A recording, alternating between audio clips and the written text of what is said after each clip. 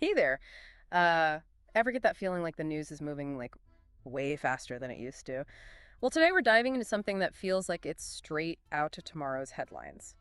Russian propaganda. It's infiltrating AI.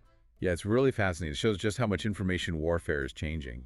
We're talking about this network based in Moscow. They call themselves Pravda, which by the way means truth in Russian. Kind of ironic, right? They're putting out tons of pro-Kremlin content all over the internet. But here's the thing. They're not targeting like you or me No, directly. no, it's Or way sneakier than that. What they're trying to do is poison the information that AI chatbots use to learn to come up with their answers. so like imagine you ask a chatbot about, I don't know, something happening in the world, and it just spits back Russian propaganda like it's fact. That's kind of terrifying if you think about it. And it's not just like a theory. NewsGuard, they're a pretty well-known media watchdog. They tested 10 major AI chatbots. And get this, a full third of them repeated these fake narratives. What's really interesting is how this whole network works. Pravda isn't making up this disinformation from scratch. It's more like they're a big fancy laundering machine for Kremlin propaganda that's already out there. Laundering machine, huh? That's a pretty powerful way to put it. How does it even work? Okay, so they take stuff from places like Russian state media, influencers who support the Kremlin, even government websites, Yeah. and then they repackage it, make Yeah. it look like it's coming from all these different independent sources. One thing they do is like slightly tweak the headlines just enough to kind of shift the narrative, makes it harder to spot that they're manipulating stuff. So it's like making the old lies blend in, like they're just part of the background noise of the internet. Exactly. And the scale of this whole thing is huge. We're talking about 150 websites pumping out 3.6 million articles every year. That's like almost 10,000 articles every single day, spread across 49 countries and in tons of different languages. 150 websites. That's got to be expensive to run. Who's paying for all this massive disinformation campaign? That's the million-dollar question, right? Investigators are still trying to figure that out. These websites get almost zero traffic from actual people. Yeah. But the network, it's clearly well-funded, which makes you wonder who's behind it all. There's got to be some powerful entity bankrolling this. Okay, so this thing is massive. So obviously we got to ask who's running it. Our sources point to this company, TigerWeb, and a guy named Yevgeny Shevchenko. What can you tell us about them? Are they involved? Definitely. TigerWeb is a Russian web services company. They've got known ties to the Kremlin. And then you've got Shevchenko. He's a fascinating guy, really. He's a Ukrainian political consultant. But he fled to Russia, and he's been pretty open about supporting the Kremlin, figuring out exactly what their roles are in this whole network. That's key to understanding just how deep and how far this thing goes. Okay, so we've got this well-funded, huge network, possibly connected to people with clear ties to the Kremlin. But how does this even affect AI? It comes down to something called LLM grooming. Now, you might be thinking, what in the world is an LLM? Hold on, you mentioned something about tokens earlier. What are those exactly? Oh, good question. In the world of AI, like with these large language models, tokens are kind of like the building blocks of text. Think of them as individual words or even parts of words that the AI uses to understand and process language. So LLM grooming, that's all about manipulating these raw text tokens. These models, the ones that power chatbots, they learn by looking at massive amounts of text, basically teaching themselves the patterns of human language. So if those data sets are full of this, laundered propaganda. The AI just eats it up. Like, Yeah. it's true information. It's like, imagine training a chef with a cookbook full of, like, misleading recipes or even totally wrong ones. The food they make might look and smell good, but who knows what it'll do to you when you eat it. So this isn't some kind of theoretical problem. AI could actually become a mouthpiece for this disinformation. And this is where things get even more, well, unsettling. You've got John Mark Dougan. Oh, yeah. Yeah. Dugan. He's an American, but he fled to Moscow.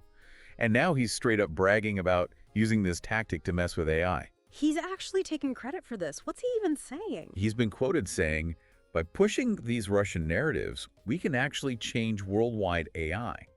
He even calls AI a tool to be leveraged. I mean, when you think about the consequences, it's pretty chilling. This Dougan guy, he's something else. But let's get specific. What kind of fake claims are we talking about here? Can you give us some examples of the stuff NewsGuard used in their tests? Absolutely.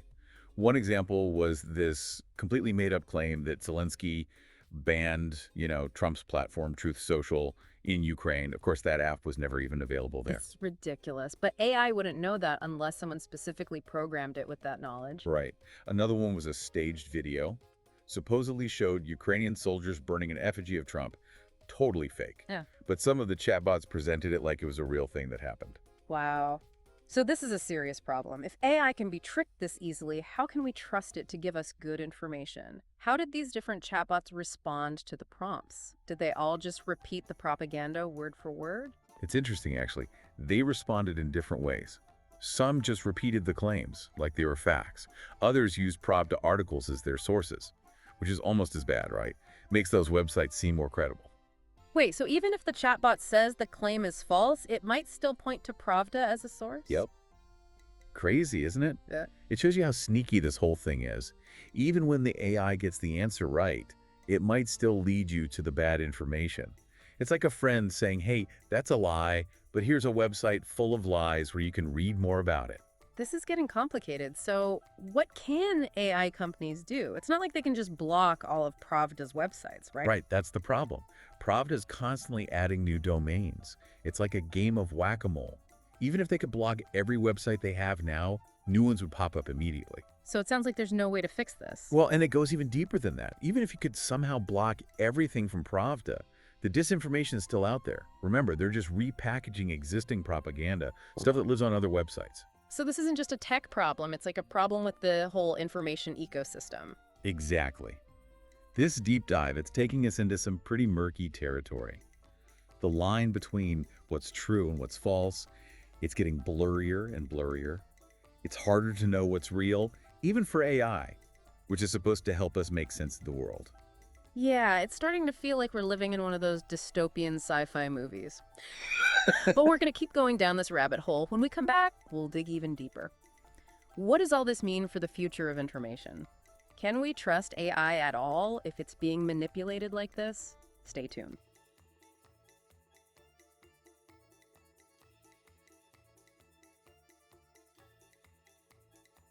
This whole thing really makes you think, we need to be more critical. Not just us, but the AI we're creating. We can't just accept information, especially online. Got to be more careful. You're right. It's like we need, I don't know, digital antibodies or something to fight off this like information infection, boost our media literacy immune system. Great analogy. And part of that is understanding how these AI systems work, right? A lot of these chatbots, they're designed to give you like the most popular information or what seems most relevant. Makes sense on the surface. But as we've seen, when disinformation is so good at hiding, being popular or relevant can be really misleading. Exactly. It's like a popularity contest where the bots are rigging the votes.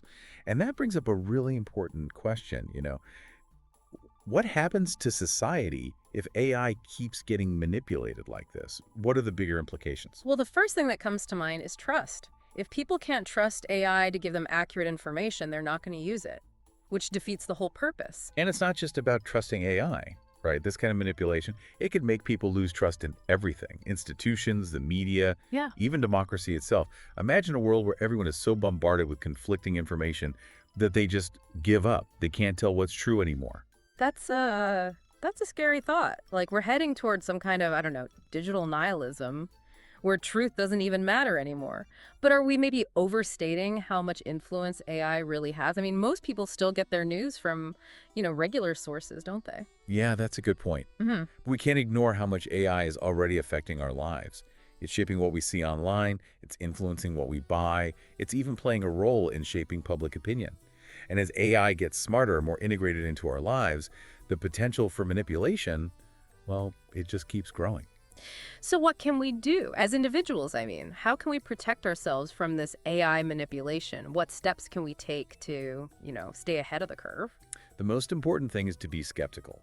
Don't just believe everything a chatbot tells you. Do your own research. Check the information against multiple sources that you trust.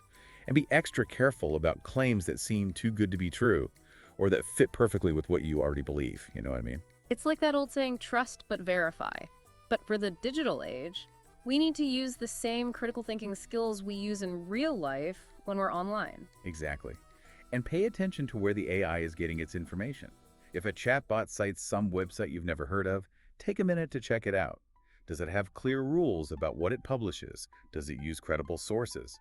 These are basic digital literacy skills, but they're becoming more and more important as the internet gets more complex. So we need to treat AI the same way we treat any other source of information. It's not perfect, it's not always objective. Right. And we have to remember that AI can be used for propaganda, not just by foreign governments, but by people and groups here at home who have their own agendas. This isn't just a Russian problem, it's a global problem. So it's not just about being smart about the information we consume, but also about being informed citizens. We need to understand what's at stake and hold people accountable. Absolutely. We need AI companies to be more transparent about how their models are trained and what they're doing to stop manipulation. We need to support organizations like NewsGuard. They're doing great work exposing and debunking disinformation. And most importantly, we need to talk about the ethical implications of AI. What role should it play in our society? We need to have these conversations. This has been really insightful. We've gone from these secret networks spreading propaganda to like the core of AI being manipulated to the potential for massive distrust in society. It's a lot to process. It is, yeah. But the more we understand about all of this, the better prepared we'll be to deal with this crazy information landscape. This deep dive has been, well, illuminating to say the least. We've uncovered this whole web of deception going all the way from the Kremlin to the algorithms running our digital world. But hey, knowledge is power, right? By understanding how these systems work, how they can be manipulated, we can become smarter about the information we consume and more responsible citizens in this digital age. Very well said. We can't just sit back and watch this information war happen. We need to be active, shaping the information landscape. We need to demand transparency, promote media literacy, and hold those in power accountable. Complacency is not an option. So as we wrap up this exploration of AI propaganda, what's the one thing you want our listeners to take away from all this? What do you want them to remember as they navigate this, well, increasingly complex digital world? Okay, so we've laid out this pretty serious situation with AI being vulnerable to propaganda. The big question is, what can we actually do about it? Feels like we've diagnosed the disease, but we need the treatment plan. Yeah, I mean, finding one magic solution to something this complicated is, probably not going to happen. But there are definitely some promising things we can try, both to prevent this manipulation from happening in the first place and to deal with the effects if it does happen. Okay, so let's break it down. What can we do to, prevent it? Well, first off, AI developers need to get a lot more serious about checking the data they use. Think of it like, an immune system for AI. Right now, everyone's focused on just having more data. The bigger the data set, the better. But we got to switch that focus to quality. Make sure the data these models learn from is accurate, reliable. So it's not just about how much data, but how good it is. Garbage in, garbage out, as they say. Exactly. And there's some really cool stuff happening with explainable AI. Basically, building AI systems that can show their work, reveal how they came to their conclusions. That would make it way easier to spot when an AI has been influenced by bad data. That would be huge. Like having a fact checker built right into the AI, you could see its thought process and spot any red flags. Right. Now, on the treatment side, we got to get way better at spotting and debunking disinformation. That means supporting organizations like NewsGuard, investing in media literacy education, teaching people how to evaluate information. And we need new tools to identify and flag manipulative content, all over the internet. So it's kind of like a multi-pronged attack. Better data, more transparent AI, and a more informed public that can, really think critically about the information they're seeing. Yeah, absolutely. It's a tough problem for sure, but I don't think it's impossible to solve. And we got to try because the stakes are, they're really high. We're not just talking about whether AI can be trusted. We're talking about trust and truth in our whole society. This whole deep dive has really driven home the point that the fight for truth, it's not just happening in the real world anymore. It's in the digital world, too. It's even in the code of AI. It's a little bit unsettling when you think about it, and I don't think most people even realize it's happening. It is, yeah. And it really shows why we can't just sit back and let the information wash over us. We need to be involved shaping the information landscape online and offline. We got to be questioning, thinking critically, and demanding better from the tech that's shaping our world. Well said. So as we wrap up this deep dive into the murky world of AI propaganda, what's the one key takeaway you want our listeners to leave with? I think it's this. That line between truth and falsehood, it's getting harder and harder to see. And we all got to be more careful, more vigilant than ever. Question what you think you know, be critical of the information you see, and demand better from the technologies that are shaping our world. The future of truth? It really does depend on it. This has been, well, eye-opening, that's for sure. We've gone from, like, secret networks and Kremlin propaganda to the very core of AI and the future of truth itself. And it all comes back to you, the listener. The power to know what's true and what's not, it's ultimately in your hands. Be curious, be skeptical, and, most importantly, be informed. Couldn't have said it better myself. Thanks for joining us on this deep dive. Until next time, stay curious, stay vigilant.